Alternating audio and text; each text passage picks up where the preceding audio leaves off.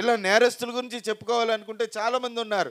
ఎందుకు అటువంటి నేరాలు చేశారంటే దేవుడు చూస్తున్నాడు అనే భయం ఉంటే అంత నేరాలు ఎవరు చేయరండి. ఇప్పుడు 1000 కోట్లు సంపాదించాడు నేరాలు చేసి ఏం చేసుకుంటారండి? 1000 కోట్లు సంపాదించినోడు ఏమన్నా ఇప్పుడు పొద్దున్న నుంచి సాయంత్రం వరకు తింటా ఉంటే పొట్ట ఆగుద్దా? ఆ రోజే చస్తాడు.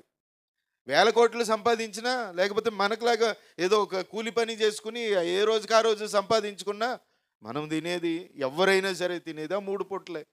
ఆ 3 పూటలు తినడమే. మళ్ళీ అరిగిపోయిన తర్వాత ఆకలి గంట కొట్టినప్పుడు మళ్ళా తింటావు, ఏదో కొంచెం తింటావు. అంతేగాని 1000 కోట్లు ఉన్నాయి కదని ఈ చర్చ్ అంతా పెట్టుకుని తినేస్తామా? ఏం చేసుకుంటాం? అంటే దేవుడు అనేటువంటి భయం ఉంటే, దేవుడు నన్ను చూస్తున్నాడు, నా దోషాల్ని ఆయన కనిపెట్టి చూస్తున్నాడు, నేను దోషినా నిర్దోషినా అనేది చూసి ఒకానొక రోజు నాకు తీర్పు తీరుస్తాడు అనేటువంటి భయము ఆ మనుషుల్లో ఉంటే అన్ని నేరాలు చేసేవాళ్ళు కాదండి. ఈ రోజుకు కూడా ఈ లంచాలు తీసుకునేటువంటి అధికారులను పట్టుకుంటారండి. మొన్న ఒక అధికారిని పట్టుకున్నారు. అసలు కోట్లు కోట్లు సంపాదించాడంటండి. చేసేది ఒక చిన్నపాటి ఉద్యోగం. మా అయితే ₹1,00,000 జీతం వస్తుంది ఆయనకి. ఎక్కడ చూసినా స్థలాలు, ఎక్కడ చూసినా పొలాలు, ఇంట్లోకి వెళ్ళి చూస్తే కట్టలు కట్టలు డబ్బులు బేర్చేసాడంట గదిలో. అంటే ఎక్కడ చూసినా లంచం లంచం లంచం. ఎందుకండి? ఏం చేసుకుంటాడు అన్నీ తీసుకుని? ఇది అజ్ఞానం అండి, మనుషుల యొక్క అజ్ఞానం ఇది. జ్ఞానం లేకపోవడం. మనకి కడుపు నిండుగా తినడానికి ఉంటే మనం ధనవంతులం లెక్కే. 3 పూటలు తినడానికి ఉంటే హాయిగా జీవించవచ్చు, మనమే ధనవంతులం. అంతకు మించి మనం ఏదో చేయాలని ప్రయత్నం చేయడం, అది దేవుని యొక్క భయం లేనటువంటి వాళ్ళు, దేవుడు నన్ను చూస్తున్నాడు అనుకోనటువంటి వాళ్ళు చేసేటువంటి పనులు అవి. దేవుడు చెప్తున్నటువంటి మాట చూడండి, నిర్దోషుల చర్యలను యెహోవా గుర్తించుచున్నాడు. నిర్దోషుల చర్యలను గుర్తించినప్పుడు ఆయన ఏం చేస్తాడు? ఈ మాట చదివితే మనకు ఎంత ధైర్యం వస్తుంది. అనేక సందర్భాల్లో మన మీదకి వచ్చినటువంటి నిందల్లోనూ, మన మీదకి వచ్చినటువంటి అవమానాల్లోనూ, ఊరికే మన మీద ఒక బెడ్ వేసేసినప్పుడు, లేకపోతే ఊరికే మనల్ని నిందించినప్పుడు, మనల్ని ఏదో తప్పుడోళ్ళుగా లోకం చూపించడానికి ప్రయత్నం చేసినప్పుడు మనం ఎన్నోసార్లు కుమిలిపోయి ఉంటాం. మనం ఎన్నోసార్లు బాధ కలిగి ఉంటుంది మనకి. అయ్యో ఏంటి నేనేం తప్పు చేశాను, నేను ఇంత శ్రమ అనుభవించాల్సి వస్తుంది, నన్ను ఇంతగా నిందిస్తున్నారు, నేను అంత పొరపాటు ఏం చేయలేదే, నన్ను కావాలని నిందిస్తున్నారు, నన్ను బాధ పెడుతున్నారు, నన్ను ఇబ్బందుల పాలు చేస్తున్నారు అనేటువంటి సందర్భాల్లో సాధారణంగా మంచిగా జీవించాలి అనుకునేటువంటి వాళ్ళకి ఎన్నోసార్లు వస్తుంటాయి. ఎన్నోసార్లు అలాంటి అనుభవాలు మన జీవితాల్లోకి వస్తూ ఉంటాయి. అలాంటి సందర్భం వచ్చినప్పుడు ఒకవేళ మనుషులెవరు నిన్ను పట్టించుకోకపోవచ్చు, మనుషులెవరు నిన్ను చూసి ఉండకపోవచ్చు, మనుషులెవరు కూడా నిన్ను ఇంకా అవసరమైతే బాధించవచ్చు తప్ప నీ బాధల నుంచి నిన్ను విడిపించకపోవచ్చు. నువ్వు నిర్దోషివైతే దేవుడు నిన్ను గుర్తిస్తున్నాడని నువ్వు గుర్తుపెట్టుకో. నువ్వు నిర్దోషివైతే దేవుడు నిన్ను గుర్తిస్తున్నాడు. ఓహో ఈ బిడ్డ నిర్దోషే, ఈ పాపం చేయలేదు, ఈ తప్పు చేయలేదు, అనవసరంగా నిందలు అనుభవిస్తున్నాడు, ఈమెలో పొరపాటు లేదు, ఇతనిలో పొరపాటు లేదు అనేది దేవుడు గుర్తిస్తూ ఉంటున్నాడు అనేటువంటి సత్యం మనకు అర్థమైనప్పుడు మనకు నిజంగా ఎంత సంతోషం కలుగుద్దండి. నా మట్టుకు నేను ఎన్నో సందర్భాల్లో అలా సంతోషించేటువంటి వాడిని. మనుషులు గుర్తించాల్సిన పని ఏముందండి? ఒకవేళ మనుషులు గుర్తిస్తే తాత్కాలికమండి. నువ్వేమైనా వారికి మంచి చేయగలిగితే చేసినప్పుడే పొగుడుతారు. మళ్ళీ ఏదైనా సందర్భం వచ్చినప్పుడు నీ దగ్గరికి వస్తే నువ్వేం చేయలేకపోతే ఆ రోజునే తిడతారు. ఇది సామెత అంటారు కదా, పెడితే పెళ్ళి లేకపోతే చావు. ఇంతే మనుషుల యొక్క ఆలోచన. కానీ దేవుడు నిన్ను గుర్తించినప్పుడు నీకు ఒక చక్కటి ప్రతిఫలాన్ని దేవుడు ఏర్పాటు చేస్తాడని. నువ్వు నిర్దోషివని ఒకవేళ నీ జీవితంలో నిన్ను బలపరుచుకోగలిగితే, నువ్వు నిర్దోషివే అయితే దేవుడు నిన్ను గుర్తిస్తున్నాడు, అది గుర్తుపెట్టుకోండి. ఉదాహరణకి యోబు గ్రంథం తీద్దాం ఒకసారి. చూడండి 1వ అధ్యాయం 8వ వచనాన్ని చూడండి. యోబు దగ్గరికి సాతాను వెళ్ళినప్పుడు, దేవుని దగ్గరికి సాతాను వెళ్ళినప్పుడు దేవుడును సాతాను కూడా మాట్లాడుకునేటువంటి మాటల్లో అక్కడ జరుగుతున్న కాన్వర్సేషన్ చూడండి. 8వ వచనం చదవం. అందుకు యెహోవా, నీవు నా సేవకుడైన యోబు సంగతి ఆలోచించితివా?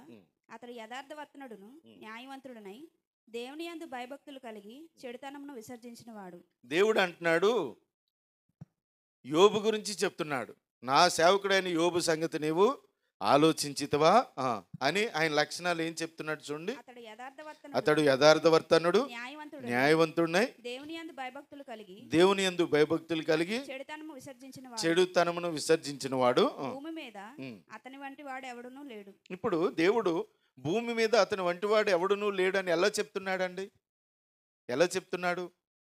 భూమి మీద ఉన్న మనుషులందరినీ చూశాడు కాబట్టే ప్రతి మనిషి యొక్క ఆలోచన, ప్రతి మనిషి యొక్క దోషము నిర్దోషము కూడా పరిశీలన చేస్తూ ఉన్నాడు. కాబట్టి యోబు గురించి ఆ మాట చెప్తున్నాడు. యోబు గురించి ఏం చెప్తున్నాడు? అతడు యథార్థవర్తనుడు, అతని ప్రవర్తనలో అతను యథార్థంగానే ప్రవర్తిస్తాడు అని యోబు గురించి దేవుడు ముందుగానే చూస్తూ ఉన్నాడు. కాబట్టి ఆ మాట చెప్పగలిగాడు. నేను పోయిన నెల నుంచి చూస్తున్నాను, పోయిన నెల నుంచి ఈ నెల వరకు అతడు యథార్థంగా ప్రవర్తించాడని ఏమని అన్నాడండి? లేకపోతే నేను కొంతమందిని చూశాను, కొంతమందిలో యోబు బెటర్గా ఉన్నాడని ఏమైనా చెప్పాడా? భూమి మీద ఉన్నటువంటి మనుషుల్లో, అప్పటి కాలము భూమి మీద ఉన్నటువంటి వారిలో అతని వంటి వాడు ఎవడునూ లేడు. అతడు యథార్థవర్తనుడు, న్యాయవంతుడు, చెడుతనాన్ని అసహించుకున్నవాడు, దేవుని యందు భయభక్తులు కలిగిన వాడు. ఈ లక్షణాలన్నీ దేవుడు ఎలా చెప్తున్నాడు? నిర్దోషత్వాన్ని దేవుడు గుర్తించాడండి. దేవునికి స్తోత్రం. ఆయన యోబులో ఉన్న నిర్దోషత్వాన్ని దేవుడు గుర్తిస్తూ ఉన్నాడు. నిర్దోషత్వాన్ని గుర్తించాడు కాబట్టి దేవుడు ఆ మాట చెప్తున్నాడు, యోబు వంటి వాడు భూమి మీద ఎవడునూ లేడు అని. అంటే భూమి మీద ఉన్న మనుషులందరినీ చూస్తూనే ఉన్నాడు, ప్రతి మనిషిని చూస్తూనే ఉన్నాడు, ప్రతి మనిషిని ఆయన గమనిస్తూనే ఉంటాడు. నీ దోషం ఏంటి, నీ నిర్దోషత్వం ఏంటి, నువ్వు ఏ రీతిగా నువ్వు దోషివిగా నువ్వు దేవుని దగ్గర కనబడుతూ ఉన్నావు, ఏ విషయాల్లో నువ్వు నిర్దోషివిగా కనబడుతూ ఉన్నావు, అది దేవుడు నిత్యము పరిశీలన చేస్తూనే ఉంటాడండి. ఒకవేళ దేవుడు మనల్ని పట్టించుకోవట్లేదు, తెలియదు, నా గురించి తెలియదులే అని మనం అనుకుంటే అది తెంగర పనులు. ఒకవేళ మనం పొరపాట్లు చేస్తూ ఉండి కూడా, మనము దేవునికి వ్యతిరేకమైనటువంటి జీవితం జీవిస్తూ ఉండి కూడా నేను దేవుని ఎదుట దోషిని కాను అని అనుకుంటా కూడా లేదండి. ఆయన గమనిస్తూనే ఉంటాడు, నువ్వు దోషివా నిర్దోషివా అనేది.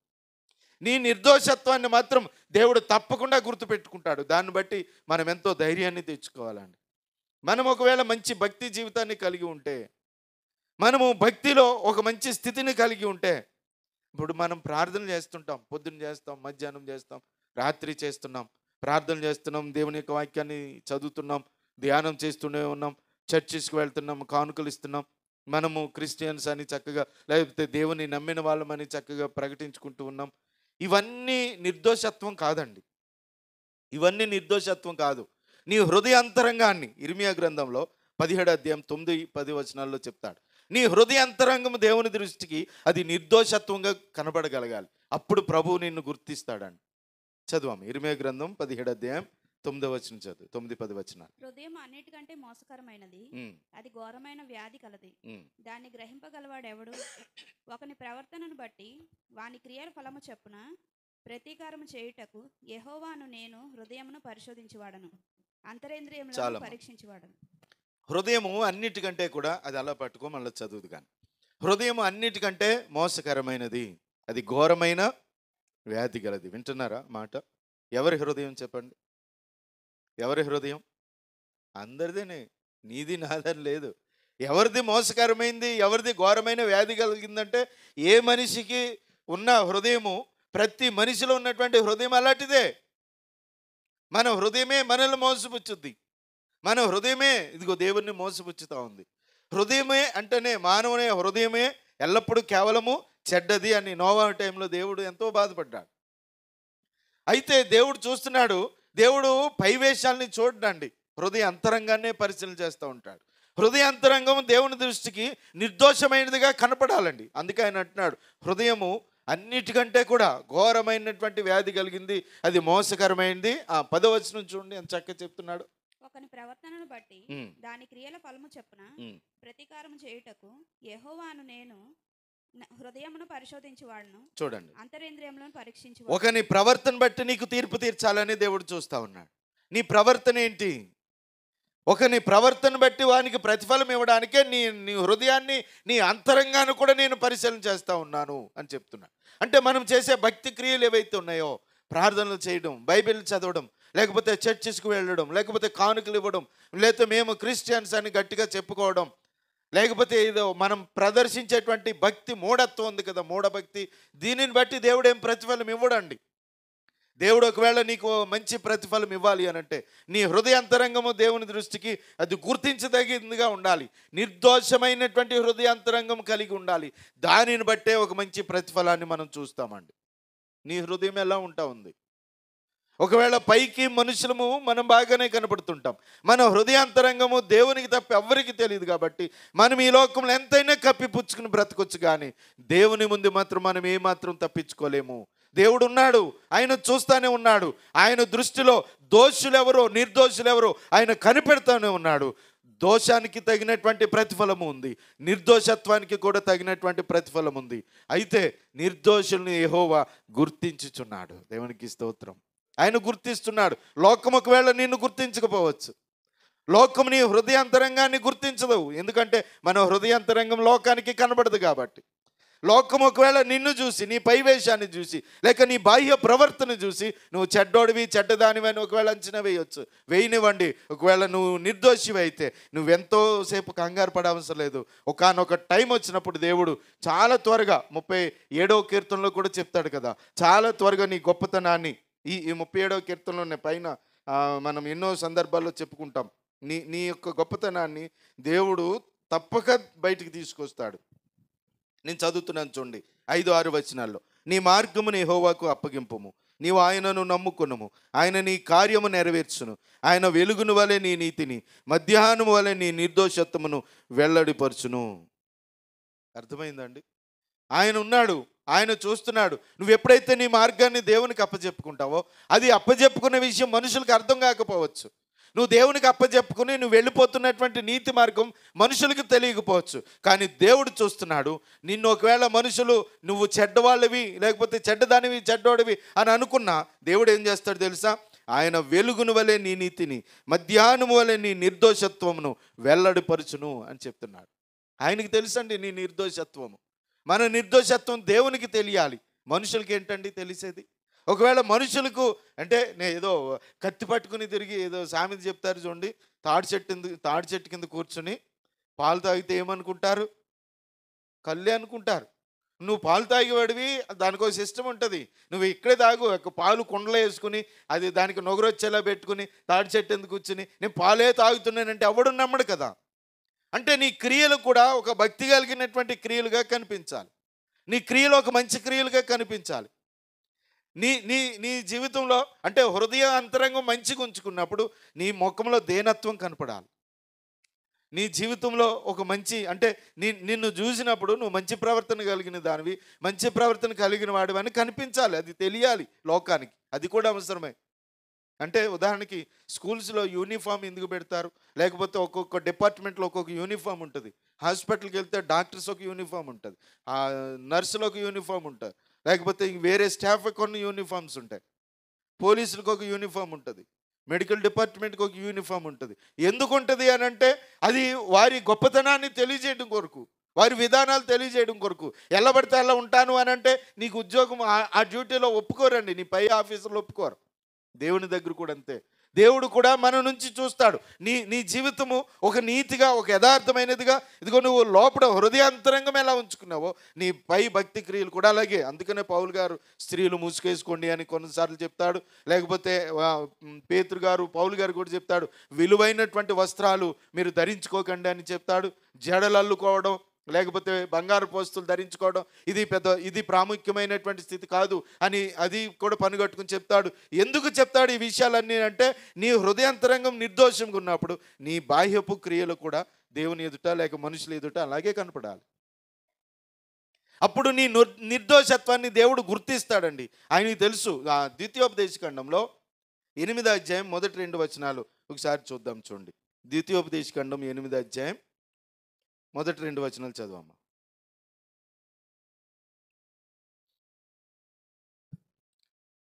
మీరు బ్రతికి అభివృద్ధి నొంది యెహోవా మీ పితరులతో ప్రమాణం చేసిన దేశమునకు పోయి దాన్ని స్వాధీనపరచుకున్నట్లు నేడు నేను నీకు ఆజ్ఞాపించిన ఆజ్ఞలన్నిటినీ అనుసరించి నడుచుకునవలెను. మరియు నీవు ఆయన ఆజ్ఞలను గైకొందువో లేదో నిన్ను శోధించి నీ హృదయంలో నున్నది తెలుసుకొనుటకు నిన్ను అనుచు నిమిత్తము అరణ్యములో ఈ 40 సంవత్సరములు నీ దేవుడైన యెహోవా నిన్ను నడిపించిన మార్గం అంతటిని జ్ఞాపకం చేసుకును. చూసారా, ఇశ్రాయేలీలు 40 సంవత్సరాలు అరణ్యంలో నడిచిన దానికి ఇదిగో దాని ఉద్దేశాన్ని ప్రభువు చెప్తున్నాడు. అంటే ప్రియులారా, మనకు కష్టాలు వచ్చి చాలా కాలం కష్టాలు పడుతుంటాం. మానవ జీవితంలో చాలాసార్లు కష్టాలు పడతాం. ఇంచుమించు కొందరి జీవితాల్లో చెప్పుకోవాలంటే నాలంటోళ్ళ అనుభవాలను బట్టి కొన్ని సంవత్సరాలు విపరీతమైన కష్టాలు అనుభవించినటువంటి అనుభవాలు నాకున్నాయి. నాకే కాదు, చాలామందిలో అలాగుంటాయి. ఆ సంవత్సరాల కాలంలో అసలు ఎన్నో కష్టాలు అనుభవిస్తూ కూడా ఆ కష్టాల్లో కూడా దేవుణ్ణి వెంబడిస్తున్నటువంటి విధానము చాలామందిలో ఉంటుంది. నేను అంటాను కదా, కొంతమంది సేవకులు సేవ చేయడం మొదలుపెట్టిన తర్వాత కూడా ఆ మధ్యకాలంలో ఒక ఆయన ఆకివీడులోనే ఒక పెద్ద సేవకుని తీసుకొచ్చి పెద్ద మీటింగ్ పెడితే ఆయన సాక్ష్యం చెప్తున్నాడు. ఆయన సేవకు వచ్చిన తర్వాత కూడా చచ్చిపోదామని 2 సార్లు 3 సార్లు ప్రయత్నం చేశాడు అంటాను. నేను అంటాను ఆయన అసలు ఎన్నుకున్న విధానమే సరిగా లేదు అని అంటాను. లేకపోతే అప్పటికి సంపూర్తిగా దేవుణ్ణి నమ్మి ఉండలేదు అని అంటాను. నిజంగా సంపూర్తిగా దేవుణ్ణి నమ్మినటువంటి సేవకుడైతే నేను చచ్చిపోతే బాగుండని అనుకోడండి. పౌలు గారు ఏమన్నాడు? నా మట్టుకైతే బ్రతుకుట క్రీస్తే, చావైతే నాకు లాభం అన్నాడు. అంటే దాని ఉద్దేశం ఏంటి అంటే, క్రీస్తు గురించి నువ్వు సంపూర్తిగా ఎరిగి ఉన్నటువంటి వ్యక్తివైతే నువ్వు చావుకు భయపడవు, నీకు వచ్చినటువంటి కష్టాలకు భయపడవు. ఎటువంటి కష్టాలైనా రానివ్వండి, నేను చచ్చిపోతే బాగుండని ఏ సేవకుడు అనుకోకూడదు. అనుకున్నాడు అని అంటే అసలు నీకు దేవుని గురించినటువంటి గొప్పతనం నీకు పూర్తిగా తెలియలేదు అని దాని అర్థం. ఒకవేళ నువ్వు చేయరానటువంటి తప్పే చేసావు అనుకోండి, ఆ తప్పుకు తగినటువంటి శిక్ష అనుభవించాలని సిద్ధపడటమే, నిజాయితీగా ఒప్పుకోవడమే. నేను తప్పు చేశానండి, అందుకే శిక్ష అనుభవిస్తున్నాను అని. ఒకవేళ ఈ తప్పు తెలిస్తే అందరూ నన్ను ఏమనుకుంటారో అని ముందే చచ్చిపోవాలనుకుంటే ఇదేం సేవకుడు అండి? ఇంకా నీకు దేవుని గొప్పతనం ఏంటి తెలుసు? నా లైఫ్లో ఎన్ని కష్టాలు వచ్చినా నాకు ఎప్పుడు కూడా చచ్చిపోతే బాగుండరా అని ఒక్కసారి కూడా అనిపించలే నాకు. ఎందుకు అనిపించలేదు అని అంటే, ఏం పర్వాలా, ఇదిగో దేవుని మనకు ఒకవేళ ఆయుష్కాలం పొడిగించి ఒక మంచి జీవితం ఇస్తే దేవుని సేవ చేద్దాం. లేదు అనుకుంటే దేవుడు ఒకవేళ ఈ కష్టాలతో ఒకవేళ దేవుడు చంపేస్తే చచ్చిపోదాం అంతే. చచ్చిపోయేంత పరిస్థితులు రావు కదా మనకు వచ్చిన కష్టాల్లో. చచ్చిపోయేంత పరిస్థితులు ఎందుకు వస్తాయండి? చేసుకుంటూ పోవడమే మన జీవితంలో, దేవుని మీద ఆధారపడి వెళ్ళిపోవడం. ఇశ్రాయేలీలు 40 సంవత్సరాలు ఎందుకు నడిచారు తెలుసా? దేవుడు అంటున్నాడు అక్కడ. ఎందుకు అంటే ఆ వాక్యం చెప్పినటువంటి సత్యం ఏంటి అంటే, 40 సంవత్సరాలు మీరు ఆ ప్రాంతంలో ఎందుకు నడుచుకుంటూ వచ్చారు అని అంటే ఆయన ఏమని చెప్తున్నాడు అని అంటే, నీవు ఆయన ఆజ్ఞలు గైకొందువో లేదో నిన్ను శోధించి నీ హృదయంలో ఉన్నది తెలుసుకుంటకు నిన్ను అణచు నిమిత్తము అరణ్యంలో ఈ 40 సంవత్సరంలో నీ దేవుడైన యెహోవా నిన్ను నడిపించిన మార్గమంతటిని జ్ఞాపకము చేసుకొనుము అంటున్నాడు. ఎందుకంట నీవు దేవుని అనుసరించి నడుస్తావో లేదో అని తెలుసుకోవడం కొరకే 40 సంవత్సరాలు అరణ్యంలో నడిపించాడంటాడు. ఒకవేళ మన కష్టాలు వచ్చినప్పుడు మనం ఏమనుకోవాలి అంటే, ఈ కష్టాల్లో నువ్వు దేవుని మీద ఎంత ఆధారపడుతున్నావు, దేవుడు నీకు నేర్పించేటువంటి ఆ పాఠాన్ని నువ్వు ఎంత నేర్చుకుంటావు అని నేర్పించడానికే. ఇప్పుడు చూడండి, ఇశ్రాయేలీలు 40 సంవత్సరాలు దేవుని చేత అణచబడ్డారు అనుకుందాం. ఈరోజు ఎంత మంచి పరిస్థితులు ఉన్నారండి ఇశ్రాయేలీ. ఆ 40 సంవత్సరాలు నడిచిన తర్వాత యోర్దాను ఎప్పుడైతే దాటారో పాలు తేనెలు ప్రవహించేటువంటి ఒక మంచి దేశంలోనికి దేవుడు వాళ్ళని పంపించలేదా? ఆహ్లాదకరమైనటువంటి ప్రాంతాన్ని వారికి అప్పగించలేదా? ఈ రోజుకు కూడా ఇశ్రాయేలీల మీదకి ఎవరైనా దెబ్బలాటకు వస్తూ ఉంటే వాళ్ళే ఓడిపోతారు తప్ప ఇశ్రాయేలీలకి ఇప్పటి వరకు అపజయమే లేదు. దేవునికి స్తోత్రం. ఆ రోజు నుంచి ఈ రోజు వరకు ఉన్నటువంటి పరిస్థితులు అవేనండి. ఈ రోజుకి ఇశ్రాయేలీలకి అపజయమే లేదండి. అంటే ఎంత దేవుని గొప్పతనం చూడండి అది. అంటే దేవుడు ఎందుకు ఆ శ్రమలకు ఎందుకు అవకాశం ఇచ్చాడు అంటే, దేవుడు చూస్తున్నాడంట. ఏమని చూస్తున్నాడు? ఆ సమయంలో ఏది, నీవు ఆయన ఆజ్ఞలను గైకొందువో లేదో నిన్ను శోధించి నీ హృదయంలో ఉన్నది తెలుసుకొనుటకు. ఎంతమంది అవకాశం ఇస్తారు ఈరోజు ఆ మాట? ఆ ప్రక్రియకి ఎంతమంది అవకాశం ఇవ్వగలుగుతారు? నువ్వు దేవుని వాక్యాన్ని అనుసరించి జీవిస్తున్నావో లేదో, నువ్వు అనుసరిస్తున్నావో లేదో నిన్ను పరీక్షించి తెలుసుకుంటాకే నీకు ఈ కష్టాలు పెట్టాడు అని దేవుడు డైరెక్ట్గా చెప్తా ఉన్నాడు. ఒకవేళ మనకు వచ్చినటువంటి కష్టాల కాలంలో దేవుడు మనల్ని ఆ సమయంలో కూడా పరీక్షించడానికి, ఆ సమయంలో కూడా నువ్వేంటో తెలుసుకోవడానికి, ఇదిగో దేవుడు నీకు ఇచ్చిన టైం ఇది అని నువ్వు తెలుసుకోవడం కొరకే దేవుడు నిన్ను పరీక్షిస్తున్నాడు అని ఎంతమంది నమ్మగలుగుతారండి?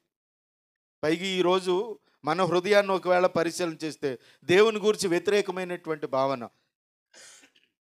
కొన్ని సందర్భాల్లో కొంతమంది అంటుంటారు, ఏం చేశాడు దేవుడు, ఏం చేశాడు దేవుడు. క్రైస్తవులు అయ్యుండి కూడా, బైబిల్ తెలుసుండి చర్చికి వెళ్ళేటువంటి వాళ్ళు ఏదో ఇంట్లో ఏదో నష్టం రాగానే ఏం చేశాడు దేవుడు అని అంటే అది చాలా ఘోరమైనటువంటి పాపం అండి ఆ మాట. అసలు నువ్వేం చేసావు దేవునికి? నీ భక్తి ఏంటి, నీ యథార్థత ఏంటి, నీ నిజాయితీ ఏంటి, నీ నమ్మకత్వం ఏంటి? దేవుడు ఈరోజు నీ ముందు నిలబడి అడిగితే సమాధానం చెప్పే ధైర్యం ఉంటుందా? ఏం చేశాడు దేవుడు అని, దేవుడు కనపట్టలేదని కాబట్టి నువ్వు డైరెక్ట్గా అనేస్తావా? గమనించండి ప్రభునందు ప్రియులారు, మీకు చాలాసార్లు చెప్పాను. మా సైకిల్ మీద చర్చ్ అయిన తర్వాత సైకిల్ మీద బయలుదేరాం పాస్టర్ గారు నేను. సైకిల్ మీద బయలుదేరితే చంటిని జోనీని ఎదురు కూర్చోబెట్టాం. చంటిని వెనకాల ఎత్తుకుని కూర్చుంది. చిన్న పిల్లలు అప్పుడు. చంటికి 1వ సంవత్సరం 2వ సంవత్సరం, మొత్తానికి 2, 3 అవుతుందేమో బహుశా. చిన్న పిల్ల ఎత్తుకొని వెనకాల కూర్చుంది. బైబిల్ బ్యాగు ఇవన్నీ పట్టుకుని వెనకాల సైకిల్ మీద వెనకాల కూర్చుంది పాస్టర్ గారు. నేను సైకిల్ తొక్కుతున్నాను. అది బహుశా 2002, 2003 ఆ సంవత్సరాల కాలం అనమాట. కరెక్ట్ బజార్లోకి వెళ్ళిన తర్వాత చంటిని ఎత్తుకొని కూర్చుందేమో, ఆ బరువుకి కూర్చోలేక సైకిల్ మీద నా సీటు వెనకాల అటొక్కాలు ఇటొక్కాలు వేసి కూర్చోబెట్టింది. కూర్చోవడమే చక్రంలో కాలు పెట్టేసింది. నేనేమో బలంగా తొక్కుతున్నాను. చక్రంలో కాలు పెడితే కాలు ఇదంతా అరికాలు పైన వెనకాల కూడా తెల్లగా కండం తూడిపోయింది. కెవ్వని కేకేసింది. సడన్ బ్రేక్ వేసి చూసేసరికి గోలెట్టిపోతుంది చంటి. ఏంటని చూస్తే కాలు చక్రంలో పెట్టేసింది అన్నాడు. అదృష్టం కొద్దీ ఎరగలేదు అంతే తప్ప మొత్తం ఇంత మందన్న చర్మం అంతా ఊడిపోయి, ఎదర వెనక కూడా చర్మం ఊడిపోయి, ఇప్పటికీ చంటికి ఆ గాయము మచ్చ ఉంటుంది. మీరు చూడండి కాలు మీద, కుడికాలు. అది మొత్తం చర్మం అంతా ఊడిపోయింది. ఊడిపోయి కెవ్వుని అరుస్తూ ఉంటే గబుక్కన నేను సైకిల్ అక్కడ పక్కన స్టాండ్ వేసి చూస్తే అదృష్టం కొద్ది అక్కడ వెంప డాక్టర్ గారి హాస్పిటల్ ముందే, వాణి క్లాత్ షోరూమ్ ముందు గబగబా అంటే నేను అక్కడ లోపలికి తీసుకెళ్లే ముందు నేను అడిగాను. నా జేబులో అయితే డబ్బులు ఏమి లేవు. ఆ రోజు చర్చి నుంచి వెళ్తున్నాం. అమ్మ కానుకలు ఎంత వచ్చినాయో చూడు, నేను పాపని తీసుకెళ్తాను లోపలికి అని ఇలా ఎత్తుకుని గబా లోపలికి తీసుకెళ్తే వాళ్ళు వెంటనే ఏడుస్తూనే ఉంది. వాళ్ళు వెంటనే శుభ్రం చేశారు. శుభ్రం చేసి పౌడర్ వేసి ఇంజక్షన్లు చేసి కట్టేశారు. కట్టిన తర్వాత 110 రూపాయలు ఎంతో ఇమ్మన్నారు. ఆ బిళ్ళలకి అన్నిటికి కలిపి. లోపలికి వచ్చి చూస్తే ఎంత ఉన్నాయి నీ దగ్గర అంటే ఇంచుమించుగా పావలాలు 10 రూపాయలు అన్నీ లెక్క పెట్టింది. లెక్క పెట్టిన తర్వాత ఇంచుమించు 110, 115 రూపాయలు అలా ఇంకో 10 రూపాయలు ఎక్స్ట్రా ఉన్నాయన్నమాట. అబ్బా దేవుడు ఎంత మేలు చేశాడు అనుకున్నాను. అవి పట్టి ఆ టైంకి డబ్బులు కూడా లేకపోతే ఎక్కడికి వెళ్తామండి? మైండ్ కూడా పనిచేయదు మనకి. ఎవరి దగ్గరికి వెళ్ళాలో మైండ్ పనిచేయదు. ఆ చిల్లరంతా పట్టుకెళ్ళి ఆయనకి ఇచ్చేసాను. ఇచ్చేసిన తర్వాత ఇంటికి వెళ్ళిపోయిన తర్వాత నేను ఇంటికాడ ఏం స్తుతించాను తెలుసా దేవునికి? నిజంగా చెప్తున్నానండి, దేవుడు ఈరోజు నన్ను ఆశీర్వదించాడు, ఇంకా ఆశీర్వదిస్తాడు అని నేను ధైర్యంగా ఎందుకు చెప్తాను తెలుసా? అటువంటి సందర్భంలో కూడా ఒక్క మాట దేవునికి వ్యతిరేకంగా నేనేం మాట్లాడలేదు అసలు. ఒక వారం రోజుల పాటు ఒంటికాలి మీద అలా కుంటుతా ఉంటే చంటి నేను అబ్బా భలే నడుతున్నారు అని జోకులు వేసుకునేవాళ్ళం తప్ప అసలు ఆ రోజు కూడా నేను దేవునికి వ్యతిరేకంగా మాట్లాడలేదు. మేము నిజంగా దేవుని స్తుతించాం. ఆ సమయంలో ప్రక్కనే హాస్పిటల్ ఉంది. అదే టైంలో ఆ బిల్లుకి సరిపడా డబ్బులు కూడా ప్రభు నాకు ఇచ్చాడు అని హృదయపూర్తిగా దేవుని స్తుతించి, ఆ రోజు ప్రభు నేను ఇంత కష్టపడి నీ కోసం సేవ చేస్తున్నాను, ఏదో ఒక రీతిగా ఇదిగో అనేక మంది నీతి మార్గంలో నడిపించాలని తాపత్రయపడుతున్నాను, నేను చదువుకున్నాను, లేకపోతే కట్నం తీసుకోకుండా పెళ్లి చేసుకున్నాను, కనీసం నువ్వన్నా నాకు మోటార్ సైకిల్ ఇవ్వా అని కూడా నేను ఇలాంటి చిల్లర ప్రార్థనలు కూడా చేయలేదండి. నేను నిజాయితీగా అప్పుడు కూడా ఈ దేవుడు మంచి సైకిల్ ఇచ్చాడు, ఇదిగో ఆ సమయానికి ప్రక్కనే హాస్పిటల్ ఉంది, ఇదిగో తీసుకెళ్ళి ఖర్చు పెట్టుకోవడానికి ఆ సమయానికి దేవుడు నాకు ఆ కానుక డబ్బులు ఆ సమయానికి సరిపడా డబ్బులు ఇచ్చాడు అని హృదయపూర్తిగా దేవుని స్తుతిస్తూ ఇక నుంచి సైకిల్ ఒళ్ళు దగ్గర పెట్టుకుని తొక్కాలి, పిల్లల్ని జాగ్రత్తగా చూసుకోవాలి అనే ఆలోచన వచ్చేది తప్ప ఏ విషయంలో కూడా దేవుని మీద ఇప్పటి వరకు, నేను రక్షణ పొందిన దగ్గర నుంచి ఇప్పటి వరకు దేవుని మీద ఒక్కరోజు కూడా వ్యతిరేకంగా నేను ఆలోచన చేయలేదండి. నాకు అన్ని కష్టాలున్నా ఓ ప్రక్కన కష్టపడుతూ కుటుంబాన్ని పోషించుకుంటూ వారిని చదివించుకుంటూ ఈ తిప్పలు పడుతూ పరిచర్య చేసుకుంటూ ఉంటే నా మీద భయంకరమైనటువంటి నిందలు, ఇది కావలసిన వాళ్ళే నిందలు, డైరెక్ట్గా బజార్లో నిలబడి వీడు చెడ్డోడు, వీడు ఇలాగ వీడు అలాగే అని ఇంత ప్రచారాలు చేస్తూ ఉన్నా నా ముఖంలో ఉన్నటువంటి చిరునవ్వుని పోనిచ్చుకోలేదండి. నేను దేవుని మీద ఆనుకున్నాను. దేవుని పరిచర్యలో ముందుకెళ్ళడమే నేను నేర్చుకున్నాను. ఏం పర్వాలేదు, పరిచర్య చేసుకుంటూ వెళ్దాం. ఒక్కో సందర్భంలో కష్టాలకి నాకు కన్నీరు వచ్చినా ఆ కన్నీరుతో పాటు నాకు నవ్వు వస్తూనే ఉండదు. ఎందుకు నాకు ఏడుపు వస్తుంది, ఎందుకు నాకు కన్నీళ్ళు వస్తున్నాయి అని నవ్వుకుంటేనే కన్నీరు కార్చోండి తప్ప ఆ రోజు కూడా ఇదిగో దేవుడు నన్ను ఇబ్బందులు పెడుతున్నాడు, లేకపోతే ఇదిగో నాకు ఇబ్బంది కలుగు చేస్తుంటే దేవుడు నాకేం చేయట్లేదు అనేటువంటి ప్రార్థన నేను ఎప్పుడూ చేయలే. అసలు ఆలోచనే నాలోకి వచ్చేది కాదు. అందుకే చెప్తున్నాను, అందుకే దేవుడు నన్ను దీవిస్తాడు, అందుకే నన్ను దేవుడు దీవించాడు అని. దేవునికి స్తోత్రం. దేవుడు ఖచ్చితంగా చూస్తాడండి నీ నిర్దోషత్వాన్ని. ఆయన గుర్తిస్తాడండి. మనుషులేంటి గుర్తించేది?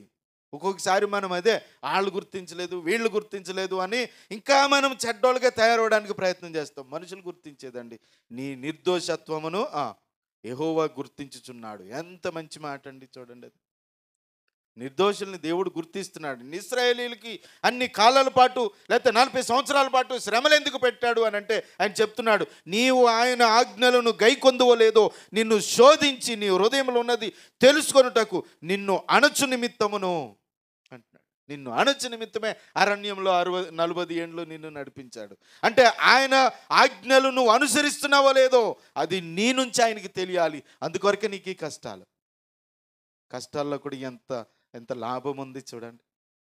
అప్పుడు ఏమవుతుంది, ఈ కష్టాలు అనేది పరీక్షా కాలం. ఈ పరీక్షా కాలంలో నువ్వు పర్ఫెక్ట్గా ఉంటే నువ్వు ఎంత ఆశీర్వాదం చూస్తావు. దేవుడు చూస్తాడు కదా, నీ నిర్దోషత్వాన్ని గుర్తిస్తాడు కదా, ఎంత చక్కటి ప్రతిఫలం నీకు ఇస్తాడండి. దేవునికి స్తోత్రం. అంటే మనుషుల్ని నేను స్తుతించాలని కాదు, కానీ మన దుర్గా ఉంది కదా, దుర్గాని పొగడాలని ఏదో సన్మానం చేయాలని నా ఉద్దేశం కాదు, కానీ దుర్గా నిర్దోషత్వాన్ని నిజంగా దేవుడు గుర్తించాడు కాబట్టి ఈరోజు ప్రశాంతంగా బ్రతికే పరిస్థితి ఇచ్చాడు. వాళ్ళ అత్తగారు మాంగారు పాప నోరు లేనివాడే, అత్తగారు మాత్రం అసలు ఆవిడ సౌండే పిచ్ బెండర్లాగా ఇది హార్మోనియంలో ఇది కీబోర్డ్లో టాయ్ అన్న సౌండ్ వస్తుంది, ఆ టైప్ ఉండేది ఆవిడ మాటే. అసలు ఆమె మాట్లాడితేనే ఒళ్ళు మండిపోయేది అనమాట. ఆవిడకి తోడు చెవిటి ముసలిది, బ్రహ్మశివుడు అంటారు చూసారా, అన్నం తిందిగాని రా అంటే ఇదిగో నన్ను తిడుతుందని గొడవ పెట్టేసేది. ఇక అసలు ఇక మామూలుగా కాదన్నమాట. అసలు ఇక ఎప్పటికీ ఈమె పరిస్థితులు సెట్ అవుతాయని మేమే బాధపడిపోయేవాళ్ళం. అంత టార్చర్ ఇంట్లో. సుమారు ఒక 25-30 సార్లు పంచాయతీకి వచ్చి ఉంటాను నేను వాళ్ళ ఇంటికి. ఎందుకమ్మా చిన్నపిల్లల్ని ఏడిపిస్తున్నారంటే, నువ్వు ఆ గుడికి వెళ్ళదు, ఆ గుడికి వెళ్ళిపోని పంపించేసింది వాళ్ళ మా అమ్మ. ఇక అసలు ఎందుకు ఆ పిల్లల్ని అంత టార్చర్ పెట్టకుండా అంటే వినరే. ఇక అది గొడవే. ఇదిగో పాస్టర్ గారు నిన్నే వెనకేసుకొస్తున్నారు. ఇప్పుడు నేను తనమన ఉండదండి, నాకు న్యాయమే మాట్లాడతాను. ఇప్పుడు న్యాయం మాట్లాడి అవసరమైన వాళ్ళు కూడా అయిన వాళ్ళు కూడా దూరం అయిపోతాను కొన్నిసార్లు. అందుకనే దేవుడు నిర్దోషత్వాన్ని గుర్తిస్తాడనే నాకు నమ్మకం. అటువంటి సందర్భాల్లో కూడా ఈ బిడ్డ నిజంగా దేవుని మీద ఆధారపడి తన కలిగి ఉన్న జ్ఞానం చేత దేవుడు చూసుకుంటాడులే. మేము ప్రక్క నుంచి చెప్తుండేవాళ్ళం, అమ్మ ఏం కంగారు పడకు దేవుడు చూసుకుంటాడు. చచ్చిపోయారని సంతోషించడం కాదు, కానీ టపా లేపేశాడు దేవుడు వాళ్ళని. తలకాయ నొప్పి లేకుండా ప్రశాంతంగా ఉంచేశాడు ఈరోజు. అంటే నిజంగా చెప్తున్నాను, మన నిర్దోషత్వం దేవునికి కనపడాలండి. మనుషులు గుర్తించరు. అత్తగారు మామగారు గుర్తించేవారు కాదు, ఈ మా అమ్మ ముసలిది గుర్తించేది కాదు. ఎటు చెప్పలేక మనోడు ఎర్రికేకలేస్తాడు తప్ప ఎటు చెప్పలేడు యేసు. ఈ ఎటు చెప్పలేక అతను పడే బాధలు అతను పడి కుటుంబం అంతా ఏమైపోద్దన్న పరిస్థితులు, చస్తే బాగుండ్రు అని కూడా అనిపించుండొచ్చు ఆ పిల్లకి అనేక సందర్భాల్లో. ఆ పరిస్థితుల్లో అమ్మ నువ్వు దేవుని మీద ఆధారపడు, దేవుడు చూసుకుంటాడు తప్పకుండా, నీకు మంచి రోజులు వస్తాయండి. కొద్ది కాలమేనండి ఆ శ్రమలు. ఇప్పుడు చూడు హాయిగా బ్రతకట్లా, జీవితం హాయిగా లేదా? నిజంగా దేవుడు ఇశ్రాయేలీయులకి శ్రమలు పెట్టినప్పుడు ఆయన చూసింది ఏంటంటే, ఈ శ్రమల కాలంలో నువ్వు దేవుని అనుసరిస్తావో లేదో, దేవుని ఆజ్ఞలు పాటిస్తావో లేదో అని చూడ్డానికే అణిచాడు అంటండి వాళ్ళని. మంచిదే కదా. ఆ అనుభవాల్లో నుంచి వచ్చిన వాళ్ళు ఎప్పుడు కూడా ఇంకా మంచి స్థితిలోనికి వెళ్తారండి. తెలుసా మీకు? అలాంటి కష్టాల నుంచి, ఆ కష్టాల అనుభవాల్లో నుంచి గట్టెక్కిన వాళ్ళు ఉంటారు చూడండి, ఇక వాళ్ళు ఎప్పటికీ పాడవరు. దేవునికి స్తోత్రం. ఆ కష్టాల అనుభవాలు మనకు మంచిదండి. ఆ కష్టాల అనుభవాల్లో ఏంటి అంటే ఆ కష్టాల్లో కూడా దేవుని వైపు చూడడం, దేవుని ఆజ్ఞలు పాటించడం, దేవుని అనుసరించి జీవించడం, ఇది నేర్చుకోగలిగితే నీ నిర్దోషత్వాన్ని ఆయన చూస్తాడు, ఆయన గుర్తిస్తాడు. చూస్తాడు కాదు, ఎంత మంచి మాట, గుర్తిస్తాడండి.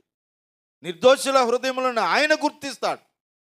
ఎందుకు అనంటే మనం బేసిక్గా గుర్తుపెట్టుకోవాల్సింది, మన జీవితాలు ఆయన మీద ఆధారపడి ఉన్నాయి. కీర్తన గ్రంథంలో 31వ కీర్తన 15వ వచనం చూడండి. మన జీవితాలు ఆయన మీద ఆధారపడి ఉన్నాయి కాబట్టి మనము ఆయన ఎదుటే నిర్దోషులముగా కనపడడం కొరకు మనం ప్రయత్నం చేయాలి. 31వ కీర్తన 15వ వచనం. నా కాలగతులు నీ వశంలోనున్నవి, నా కాలగతులు నీ వశంలోనున్నవి. దావీదు భక్తుడు చెప్తున్నాడు, నా శత్రువుల చేతిలో నుండి నన్ను రక్షింపుము, నన్ను తరుమువారు నుండి నన్ను రక్షింపుము. నీ సేవకుని మీద నీ ముఖకాంతి ప్రకాశింపజేయుము, నీ కృపచేత నన్ను రక్షింపుము. యెహోవా నీకు మొరపెట్టి ఉన్నాను, నన్ను సిగ్గునందనీయకు. ఈ మాటలు చదవండి. అంటే ఇలా చదివితే మనకేమర్థమవుతుంది? నా కాలగతులు నీ వశంలో ఉన్నాయి. అవునా కాదా? అవునా కాదా చెప్పండి. మన కాలగతులు ఎవరి వశంలో ఉన్నాయి? దేవుని వశంలో ఉన్నాయి. అంటే కాలగతి, గతి అంటారు చూసారా, నీ పరిస్థితులు అప్ అండ్ డౌన్స్. నీకు మంచి పరిస్థితులు అవనివ్వండి, ఏ పరిస్థితులు అవనివ్వండి, ఒకవేళ నీకు సమృద్ధి అవనివ్వండి, ఏదైనా దేవుని విషయంలో ఉన్నాయి. దేవుని విషయంలో ఎలా ఉంటాయి, వీళ్ళకి మంచి చేయాలి, వీళ్ళకి చెడు చేయాలని దేవుడు అనుకోడు. ఆయన విషయంలో ఎలా ఉన్నాయంటే, ఆయన మనకు కొన్ని ఇన్స్ట్రక్షన్స్ ఇచ్చాడు, కొన్ని సూక్తులు చెప్పాడు, వాటిని పాటిస్తుంటే దాని ద్వారా వచ్చే ప్రతిఫలం నువ్వు అనుభవిస్తావు. ఉదాహరణకి సాత్వికులు ధన్యులు అనేది దేవుడు ఇచ్చినటువంటి రూల్, ఒక ఇన్స్ట్రక్షన్. వారు ఏమంటున్నాడు, భూలోకాన్ని స్వతంత్రించుకుంటారు. ఇలా అంటే భూలోకాన్ని స్వతంత్రించుకోవాలంటే, ప్రభువా నాకు భూలోకమే, నాకు భూలోకమే అని గుళ్ళోకి వచ్చి నోరు నెత్తి బాదుకుంటే ఇవ్వడండి. ఏం చేయాలి, సాత్వికుడిగా నువ్వు జీవించు, ఒక దేని మనసు కలిగి జీవించు. ఆత్మవిషయములైన దీనులైన వారు ధన్యులు, పరలోక రాజ్యము. నువ్వు పరలోక రాజ్యం వెళ్ళాలి, ఆత్మవిషయంలో దీనత్వం కలిగి ఉండు. ఇలా అంటే కాలగతులు దేవుని వశంలో ఉన్నాయంటే అర్థం ఏంటి అని అంటే, ఇదిగో దేవుడు మనకి ఇది ఇచ్చి ఇది పొందుకో, ఇది ఇచ్చి ఇది పొందుకో, ఇదిగో ఇది ఇచ్చాను నీకు, ఇది పొందుకో అని చక్కటివి ఇచ్చాడు. అవన్నీ ఆయన చేతిలోనే ఉన్నాయి. మనం అనుభవించాలి అని అంటే ఇదిగో దేవునికి మన జీవితాన్ని అప్పచెప్పుకోవాలి, దేవునికి అప్పచెప్పుకోవాలి. ఇప్పుడు ఏదో కష్టాలు వచ్చినాయి, లేకపోతే హాస్పిటల్ పాలయ్యారు అని ప్రార్థనలు చేయడం కంటే, నీకు మంచి ఆరోగ్యంగా ఉన్నప్పుడు, నీకు పరిస్థితులన్నీ మంచిగా ఉన్నప్పుడు, అప్పుడు ఎందుకు నువ్వు ఇంత ప్రార్థన చేయవు, ఇంతగా దేవుణ్ణి ఎందుకు వెంబడించవు? అనుక్షణము దేవునితో నీ జీవితం ఎందుకు ఉండదు? దేవుని యొక్క ఆలోచన ఎరిగి జీవించడానికి ఎందుకు ప్రయత్నం చేయవు? అప్పుడు ఉండదు దృష్టి. శ్రమలు రాగానే, హాస్పిటల్లో జాయిన్ చేయగానే వాళ్ళు చేసి వాళ్ళకి చెప్పి మీరు చేయండి అని మనకి చెప్పి చేస్తూ ఉండాలి. మరి అప్పటి వరకు హాస్పిటల్కి వెళ్ళే వరకు వెళ్ళేటువంటి వాళ్ళ జీవిత పరిస్థితులు ఏంటి? అప్పుడు దేవుడు నీ హృదయాన్ని పరిశీలన చేసినప్పుడు నీ సరిగా ఉండకపోవచ్చు. అందుకే నీకు ఆ కాలగతి వచ్చింది. కాలగతులన్నీ యెహోవా వశంలో ఉన్నాయని గుర్తుపెట్టుకోండి. అందుకే ఈయన అంటున్నాడు, నన్ను తరుము వారి చేతిలోంచి, నా శత్రువుల చేతిలోంచి నన్ను రక్షించు, నీ సేవకుని మీద నీ ముఖకాంతి ప్రకాశింపజే. ఇవన్నీ చేసేవాడు ఆయనే. కాబట్టి ఆయనకు మన నిర్దోషత్వం కనపడాలి. మన నిర్దోషత్వం ఆయనకు కనపడినప్పుడే కదా మన జీవితాల్లో చూడగలుగుతాం ఆశీర్వాదం. పేతురు గారు ఒక మాట చెప్తున్నాడు చూడండి, అపొస్తలుల కార్యాల్లో 1వ అధ్యాయం 7వ వచనంలో చక్కటి మాట ఉంటుంది. అపొస్తలుల కార్యాలు 1వ అధ్యాయం 7వ వచనం. కాలములను సమయములను తండ్రి తన స్వాధీనమందు ఉంచుకొని ఉన్నాడు. చూడండి, కాలములను సమయములను తండ్రి తన స్వాధీనమందు ఉంచుకొని ఉన్నాడు. దేవునికి స్తోత్రం.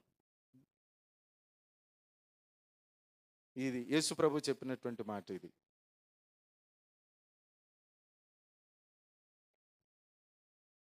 యేసు ప్రభు అని శిష్యులు అడుగుతున్నారు, ప్రభువా ఈ కాలమందు ఇశ్రాయేలునకు రాజ్యమును మరలా అనుగ్రహించదవా అని ఆయనను అడుగగా యేసు ప్రభు వారు చెప్తున్నటువంటి మాట ఏమాట, కాలములను సమయములను తండ్రి తన స్వాధీనమందు ఉంచుకొని ఉన్నాడు, వాటిని తెలుసుకుంటాం ఈ పని కాదు. అంటే దాని అర్థం ఏంటి? ఏ కాలంలో ఏ సమయంలో ఏం జరగాలో అది జరుగుతూ ఉంటుంది. అలా జరగడం కొరకు ఇదిగో దేవుడు నియమాన్ని బైబిల్ గ్రంథంలో ఏర్పాటు చేసి ఉంచాడు. అవన్నీ మనకి తెలియజేసి ఉంచాడు. వాటిని తెలుసుకొని అనుసరించి జీవిస్తే ఆయన ఎలా ఏర్పాటు చేసేలా అది మనం అనుభవించగలుగుతాం. అంటే యూదులకు ఎప్పుడు రాజ్యం ఏర్పడుతుంది ఆ కాలం దేవునికి తెలుసు. ఎంతకాలం వీళ్ళని శ్రమలు పెట్టాలో, ఎంతకాలం వీళ్ళని అణిచుంచాలో దేవునికి తెలుసు. అణిచుంచి ఒకానొక రోజు లేపుతాడు. దేవునికి తెలుసు కాలములు సమయములు దేవుని తండ్రి ఆధీనంలో ఉన్నవి అని. గమనించండి ప్రభునందు ప్రియులారా, మన కాలము మన సమయము దేవుని ఆధీనంలో ఉంది కాబట్టి మనము అంటే దేవుని ఆధీనంలో ఉంది అని అంటే యోబును చూసినట్టు, యోబు కాలంలో ప్రతి మనిషిని చూసినట్టుగా దేవుడు ఈరోజు కూడా అందరినీ చూస్తూనే ఉన్నాడు. నీ కాలగతులు రాసేది ఆయనే. నీ కాలపు పరిస్థితుల్లో నీ జీవితపు విధానాలను బట్టి నీకు ఒక మంచి పరిస్థితులు రాసేది ఆయనే. ఆయన రాస్తాడు కాబట్టి నువ్వు నీ జీవితాన్ని దేవునికి అప్పచెప్పుకో. యోబు గురించి అంటున్నాడు కదా, ఇదిగో ఈ కాలంలో అంటే వాస్తవానికి యోబు గురించి మాట్లాడుతున్న టైంలో భూమి మీద అతని వంటి వాడు ఎవడునూ లేడు. అంటే భూమి మీద ప్రతి మనిషిని అందరినీ చూసి ఎవ్వరు కూడా నిర్దోషులుగా కనపడలేదు అనుకున్నాడు. యోబు గారి యొక్క నిర్దోషత్వాన్ని దేవుడు గుర్తించాడు. అందుకే అంత స్టేట్మెంట్ ఇవ్వగలిగాడు. అంటే దేవుడికి అన్నీ తెలుసు అండి. ఎప్పుడు చూస్తూనే ఉంటాడు, ఎప్పుడు పరిశీలన చేస్తూనే ఉంటాడు. మనం నిర్దోషులముగా దేవునికి కనపడడానికి మన ప్రయత్నాలు కనపడాలండి, మన ప్రయత్నాలు ఉండాలి. ఏదో మనము ఇప్పుడు ఈ స్వస్థత ప్రార్థనలు జరుగుతుంటాయి కదా, ఇప్పుడు గలిబిలు చేసేస్తున్నారు కొంతమంది. ఇస్సాక్ అన్న ఒక అతను లేకపోతే ఇంకెవరో అట్టిపల్లి తేజ, నాన్న తేజ, అమ్మ తేజ, వీళ్ళందరూ కలిపి గలిబిలి చేస్తున్నారు. ఏంటి గలిబిలి అంటే? స్వస్థత ప్రార్థన చేస్తాం రండి. దేవుని దృష్టికి నిర్దోషులుగా కనపడడానికి ప్రయత్నం చేయరు. దేవుని వాక్యాన్ని అనుసరించడానికి ప్రయత్నం చేయరు. నువ్వు దేవుని వాక్యాన్ని అనుసరించడానికి ప్రయత్నం చేసి దేవుని దృష్టికి నిర్దోషిగా ఉంటే నువ్వు ఇంట్లో మోకరించి ప్రార్థన చేసుకో, దేవుడు నీకు ఇంట్లోనే స్వస్థత ఇస్తాడు. ఇతనెవరండి ఎక్కడో ప్రార్థన పెట్టి వచ్చాడు నా దగ్గరికి అని అంటే పులోమంటే వెళ్ళేవాళ్ళు చాలామంది నాకు తెలుసు. ఏమి అవలా ఇప్పటికీ వాళ్ళ జీవితాల్లో ఏమి అవదండి. నువ్వు దేవుని దృష్టికి నీ జీవితంలో మేలు జరగాలి అనంటే నువ్వు దేవుని దృష్టికి నిర్దోషిగా కనపడు చాలు.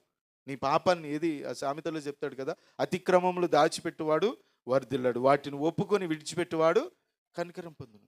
వాటిని విడిచిపెట్టేసుకో, దేవుని కనికరాన్ని పొందుతావు. నాకు తెలిసిన ఒక షుగర్ పేషెంట్ వెళ్ళిందండి, ఇస్సాక్ గారు వస్తూ ఉంటే ఒక పెద్ద ఆయన పద్దాక తీసుకెళ్ళిపోయేవాడు, పొద్దున్న సాయంత్రం దాకా అక్కడే ఉండేవాడు పాపం. అలా ఆవిడని తీసుకెళ్ళి షుగర్ తగ్గిందేమో అడగండి, తర్వాత పేరు చెప్తాను, ఫోన్ నెంబర్ ఇస్తాను, అడగండి షుగర్ తగ్గిందేమో. అసలు ఏమీ తగ్గల. ఇస్సాక్ గారు ఎక్కడికి వస్తుందంటే అక్కడికి పాపం ఈయన బండేసుకి తీసుకుపోతామే ఆవిడని. ఆవిడేమో పాపం సాయంత్రం దాకా అక్కడుండి వచ్చేది, ఏమీ సుఖం లేదు. ఇంకో రకంగా చెప్పాలంటే అక్కడికి వెళ్ళాకే షుగర్ వచ్చినట్టుంది ఆవిడకి. ఆయన దగ్గరికి వెళ్ళాక షుగర్ వచ్చింది, అంతకుముందు లేదు పాపం ఆవిడకి. ఏముండదండి. ఇది దేవుడు మన జీవితాల్లో కార్యం చేయాలి అని అంటే మనం గుర్తుపెట్టుకోవాల్సింది మన కాలగతులన్నీ ఆయన వశంలో ఉన్నాయి కాబట్టి, ఆయన మన కాలాన్ని రీసెట్ చేయగలడు కాబట్టి, ఆయన మన కాలాన్ని సరి చేయగలిగిన వాడు ఆయనే కాబట్టి మనం ఆయనకి నిర్దోషులంగా కనపడడం కొరకే మనం ప్రయత్నం చేయండి. నిర్దోషుల చర్యలను యెహోవా గుర్తించుచున్నాడు. నిర్దోషుల క్రియలు దేవుడు గుర్తిస్తున్నాడు, ఆయన చూస్తున్నాడు. నీ జీవితానికి కావలసినటువంటి చక్కటి ప్రతిఫలాన్ని ఆయన నీకు అనుగ్రహిస్తాడు. యోహాను సువార్తలో 2వ అధ్యాయం 25వ వచనంలో యేసు ప్రభువు వారు చెప్తున్న చక్కటి మాట చూడండి. యోహాను సువార్త 2వ అధ్యాయం 25వ వచనం. మనుషుని గురించి ఆయనకు సాక్ష్యమేనక్కర్లేదు. మనుషుని గురించి ఆయనకు సాక్ష్యమేనక్కర్లేదు. వాళ్ళ గురించి వీళ్ళ గురించి చెప్తుంటే ఆయన చెప్తున్నాడు కదా, మనుషుని గురించి ఆయనకు సాక్ష్యం ఇయ్యనక్కర్లేదు. ఎవడును ఏ మనుషుని గురించి దేవునికి సాక్ష్యం ఇయ్యక్కర్లేదు. అంటే ప్రతి మనిషి గురించి ఆయనకు తెలుసు అండి. ఇందాక మనం చదువుకున్నాం, హృదయము అన్నిటికంటే మోసకరమైంది. ఎవరి హృదయం అది? ఎవరిది? అందరిదిని, నీది నాది కూడా అంతే. హృదయం అంటేనే మోసకరమైందండి. అది వారిది వీరిదని లేదు, హృదయం యొక్క పరిస్థితి అంతే. అది ఘోరమైన వ్యాధి కలిగింది, అది మోసకరమైంది, అది అంతే. అయితే నువ్వేం చేయాలి? నీ మనసును మార్చుకుని హృదయాన్ని పరిశుద్ధంగా మార్చుకోవాలి. హృదయాంతరంగంలో ఉన్నటువంటి కోరికలు, ఆలోచనలు, విధానాలు ఇవన్నీ కూడా సరి చేసుకోవడానికి ఇది బైబిల్ గ్రంథం నీకు ఎన్నో వెసులుబాటు మాటలు తెలియజేసింది. ఇక్కడ చెప్తున్నాడు, ఏ మనిషి గురించి కూడా దేవునికి సాక్ష్యం ఇవ్వాల్సిన పని లేదు. ఎవడు చెప్పక్కర్లా, ఆయనకు అంతా తెలుసు. మనుషుల్ని తేటగా చూస్తూనే ఉన్నాడు. ప్రతిరోజు కూడా ప్రతి మనిషి కనబడుతూనే ఉన్నాడు. గమనించండి ప్రభునందు ప్రియులారా, నిర్దోషుల చర్యలు ఏవైతే ఉంటాయో అవి ఆయన గుర్తిస్తూ ఉంటాడు. ప్రతి మనిషిని చూస్తున్నాడు. భూమి మీద ఉన్న మనుషులందరినీ చూశాడు. భూమి మీద ఉన్న మనుషులందరిలో నిర్దోషి అయినటువంటి యోబుని చూశాడు, యోబును గుర్తించాడండి. అదే మీకు చాలాసార్లు అంటాను, యేసు ప్రభుని ఈ లోకంలోనికి కనడానికి ఒక పవిత్రురాలు కావాల్సి వచ్చింది. భూమి అంతా నెతికితే ఆయనకి ఎక్కడ కనపడిందండి? బెత్లెహేంలో ఎక్కడో మారుమూల ప్రాంతంలో ఉన్నటువంటి మరియా కనపడిందండి. ఏజెన్సీ ఏరియాలు అంటారు చూసారా, అలాంటి ఏజెన్సీ ఏరియాలో అక్కడుండి కూడా ఒక మంచిగా ఆమె నీ కడుపున కొడుకు పుడతాడు అని అంటే ఆవిడ ఏమన్నది? మరి ఏమంటది చెప్పండి అప్పుడు? అయ్యో నేను పురుషుని ఎరుగని దాననే, ఇది ఎలాగూ జరుగును అంటే అసలు జరగని పని అండి. అంటే అప్పటి రోజుల్లో ఇక ఒక స్వేచ్ఛ ఎక్కువ, లేకపోతే ఎవరి ఇష్టం వచ్చినట్టు జీవించేటువంటి పరిస్థితుల్లో ఉన్న ఆ రోజుల్లో ఎంతో పవిత్రురాలుగా తన జీవితాన్ని, శీలాన్ని కాపాడుకున్నటువంటి ప్రభు మరియను దేవుడు గుర్తించాడండి. అందుకే ఇదిగో ఈమె కరెక్ట్ పర్సన్ అని చెప్పి ఆమె ద్వారా ఒక పరిశుద్ధురాలి ద్వారా యేసు ప్రభు ఈ లోకానికి వచ్చాడు. అంటే అది దేవుని యొక్క గుర్తింపు ఆ రీతిగా పొందుకోగలగాలి. ఈ రోజులో మనం ఎందుకు నిర్దోషులుగా మన చర్యలు దేవునికి ఎందుకు కనపడకూడదు? ఎందుకు మనల్ని గుర్తించకూడదు? గమనించండి ప్రభునందు ప్రియులారా, అదే చెప్తున్నాను. ఎక్కడికో వెళ్తే స్వస్థత, ఎవరో వచ్చి ప్రార్థన చేస్తే స్వస్థత కాదండి. మన చర్యలు నిర్దోషంగా పెట్టుకుని దేవుని మందిరంలోకి వచ్చి మనం గడుపుదాం చక్కగా దేవుని సన్నిధిలో. దేవుని స్తుతిద్దాం, దేవుని ఆరాధిద్దాం, ఇలాంటి సత్యాలు తెలుసుకుందాం. చక్కగా మన జీవితాలు అప్పచెప్పుకుందాం. ఎంత మంచి జీవితాలు మనం కలిగి ఉంటాం తెలుసా? ఎంత ఆశీర్వాదకరమైన స్థితి మనం అనుభవించగలుగుతాం తెలుసా? ప్రభు ప్రసన్నత అలాగే వస్తుందండి. మనం ఎప్పుడైతే దేవుని వాక్యాన్ని విని వెంబడిస్తామో అప్పుడు దేవుని యొక్క ప్రసన్నత మన మీదకి వస్తుంది. అది మనం గుర్తుపెట్టుకోవాలి. ఒక మాట మొదటి సమూయేలు గ్రంథం చూడమ్మా, 26వ అధ్యాయం 10వ వచనంలో.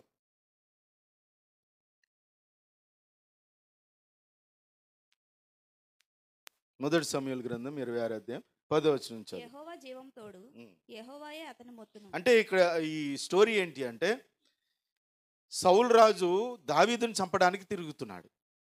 సౌలు రాజే, ఇశ్రాయేలీయులకు రాజుగా ఉన్న సౌలు రాజు దావీదుని చంపడానికి తిరుగుతున్నాడు. ఇది మీకు మొదటి సమూయేలు గ్రంథం అంటే ఈ మధ్యకాలంలో మీరు బాగా ఇదే చదువుతున్నట్టున్నారు. పరీక్ష ఉందా దీని మీద? ఓ, నాకు రావాలి, ఫస్ట్ ప్రైజ్ నాకు రావాలని చదువుతున్నట్టున్నారు. చదవండి, మంచిది. అలా చదవడం వల్ల ఇలాంటి సత్యాలు కూడా తెలుస్తుంటాయి. మనం మన జీవితంలో మరింతగా బాగుపడడం కొరకు మధ్య మధ్యలో ఈ పరీక్షలు కూడా పెట్టుకోవాలి. జీవితంలో అలాగే దేవుడు పరీక్షలు పెడతాడు, ఈ పరీక్షలు కూడా మనకు అవసరమే. ఇక్కడ ఈ సౌలు రాజు దావీదుని చంపడానికి తిరుగుతున్నాడు. దావీదు తప్పించుకుని పారిపోతూ ఉండగా ఒకరోజు అనుకోని రీతిలో ఇదిగో సౌలును అతని సేవకులు ఎవరైతే ఉన్నారో వాళ్ళు అక్కడ దొరికారండి. 7వ వచనంలో అంటాడు, దావీదును అభిషేయును రాత్రివేళ ఆ జనుల దగ్గరకు పోగా సౌలు దండు క్రొత్తళములో పండుకొని నిద్రపోవుచుండెను. అతని ఈటె అతని తలగడ దగ్గర నేలకు నాటి ఉండెను. అబ్నేరును జనులను అతని చుట్టూ పండుకొని ఉండేరి.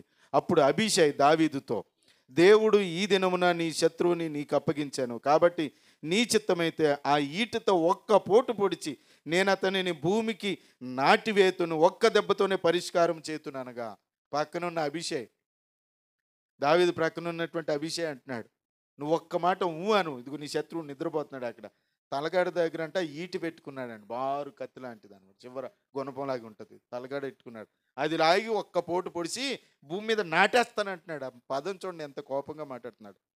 ఒక్క దెబ్బతో పరిష్కారం అయిపోద్ది, నేను నాటేస్తాను, ఇక్కడ ఒక్క పోటుతో నాటేస్తాను భూమి మీద, నువ్వు అను చాలు అంటున్నాడు. అప్పుడు దావీదు ఏమన్నాడు చూడండి, దావీదు నీవు అతని చంపకూడదు, యెహోవా చేత అభిషేకము నొందిన వానిని చంపి నిర్దోషి ఎవట ఎవనికి సాధ్యము? యెహోవా జీవము తోడు, యెహోవాయే అతని మొత్తును. అతడు అపాయం వలన చచ్చును, లేదా యుద్ధమునకు పోయి నశించును. చూడండి, యెహోవా జీవము తోడు ఆయన చెప్తున్నాడు, యెహోవాయే అతని మొత్తును. అతడు యుద్ధంలో చచ్చునో లేకపోతే అపాయం వల్ల చచ్చునో మొత్తానికి ఏదో ఒక రీతిగా అతనే నశించిపోతాడు తప్ప మనం మాత్రం చంపొద్దు, నువ్వు చంపొద్దు. ఎందుకంటే దేవుడు అభిషేకించి రాజుగా పెట్టాడు కాబట్టి నువ్వు అతన్ని చంపొద్దు. అపాయం వల్ల చచ్చునో యుద్ధం వల్ల చచ్చునో అతడే నశిస్తాడు కానీ మనం మాత్రం చంపొద్దు అని అక్కడ దుప్పటి కొంచెం కట్ చేసుకుని దూరానికి వెళ్ళిపోయి అక్కడి నుంచి పిలుస్తాడు. సౌలు రాజా ఉలుక్కుపడేసి ఈటిలా అవుతాడు, నువ్వు కంగారు పడకు, నీ దుప్పటి సాకం చిరిగిపోయి ఉంటుంది చూడు.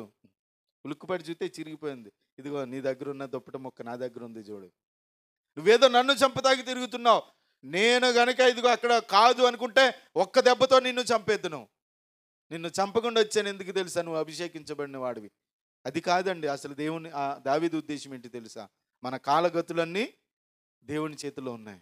నిన్ను చంపాలన్నా బ్రతికించాలన్నా ఆయనే చూసుకోవాలి తప్ప నేను నిన్ను చంపను, ఆయనే నీకు తీర్పు తీరుస్తాడు, చూసుకో. గమనించండి, ఆఖరికి సౌలు ఎలా చెప్తాడు తెలుసా? సూసైడ్ చేసుకోవాల్సినటువంటి పరిస్థితి వస్తుంది. దావీదు చచ్చిపోయినప్పుడు దావీదు తన తరము వారికి సేవ చేసి నిద్రించాను, లేక తన పితరులతో పాటు నిద్రించాను అని చక్కగా రాస్తాడు. కానీ సౌలు చచ్చిపోయినప్పుడు సౌలు మరణించాను అని రాస్తాడు. కత్తిసిరి ఆ కత్తి మీద పడేలాగా చచ్చిపోతాడండి, ఆత్మహత్య చేసుకుంటాడు. ఎందుకంటే ఎవడి చేతిలోనో నేను చావటం ఎందుకు, నేనే చస్తానని అతను చచ్చే పరిస్థితులకు తెచ్చుకుంటాడు. కారణం ఈ సౌలు చర్యలు నిర్దోషమైనవిగా లేవు, దావీదు చర్యలు నిర్దోషమైనవిగా దేవుడు గుర్తించాడు కాబట్టి దావీదుకి అటువంటి ఎండింగ్ ఇచ్చాడండి, అటువంటి ఫినిషింగ్ ఇచ్చాడు జీవితానికి. కానీ సౌలు అలా కాదు, నేను కాబట్టి రాజునయ్యాను అని అహంకారం ప్రదర్శించాడు. తీరా చూస్తే కుక్క చావాల్సి వచ్చింది.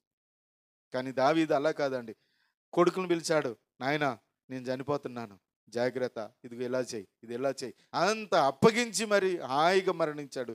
దావీదు చనిపోయినప్పుడు చక్కగా దావీదు తన తరము వారికి సేవ చేసి నిద్రించాను అని వండర్ఫుల్ వర్డ్ ఆ రోజు వాడాల్సి వచ్చింది. గమనించండి మన పరిస్థితులు. అంటే దేవుడు మనల్ని దోషులు ఎవరో నిర్దోషులు ఎవరో గుర్తిస్తూనే ఉంటాడండి. నిర్దోషుల చర్యలు ఆయన గుర్తిస్తాడు. కాబట్టి మనం ఏం చేయొచ్చు తెలుసా? ఇదిగో నాకు స్వస్థత కావాలి, నాకు అది కావాలి, నాకు ఇది కావాలి అని మనం ఏం వెంపర్లాడాల్సిన పని లేదు. ఇదిగో ఇలాంటి సందర్భాలు వచ్చినప్పుడు దేవుని సన్నిధిలో మనం మన దోషపు పరిస్థితులన్నీ కడిగి వేసుకొని నిర్దోషులముగా మన చర్యలు దేవునికి చూపించుకోవడానికి మనం యథార్థంగా జీవించడానికి ప్రయత్నం చేయాలండి. నిర్దోషులముగా మన చర్యలు దేవునికి కనపడాలి. అప్పుడు చక్కని ప్రతిఫలం మనం చూస్తాం. కీర్తన గ్రంథం మనకు తెలుసు, 1వ అధ్యాయం 6వ వచనం. మొదటి కీర్తన 6వ వచనంలో ఏమంటాడు చెప్పాలి? మొదటి కీర్తన అంటే మొదటి నుంచి చెప్తేనే కానీ 6వ వచనం చెప్పరేం మీరు? నీతిమంతుల మార్గము యెహోవాకు తెలియను, దుష్టుల మార్గము నాశనమునకు నడుపును. తెలుసండి, ఆటోమేటిక్గా వెళ్ళిపోద్ది అంతే. నీతిమంతుల మార్గం యెహోవాకు తెలియను.